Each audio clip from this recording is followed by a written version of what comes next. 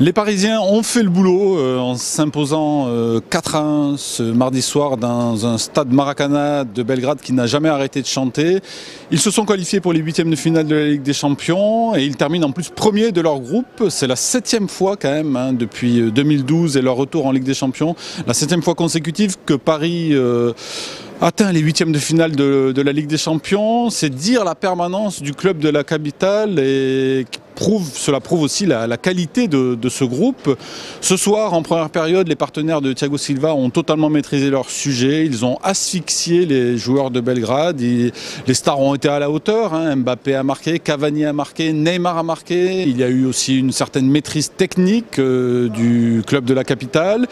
Et puis patatras, en début de seconde période, quand les Serbes ont attaqué plus fort, plus nombreux, quand Paris a relâché ses efforts, eh bien, il y a eu ce but qui a failli tout remettre en cause. Heureusement, Paris a réussi à reprendre le fil de sa partie, mais cette alerte prouve que cette équipe, quand elle est un petit peu indolente, eh bien, elle peut avoir des soucis. Et puis surtout, cela prouve qu'elle peut le payer cher dans l'avenir, notamment en huitième de finale, face à des équipes plus aguerries dans les matchs à élimination directe.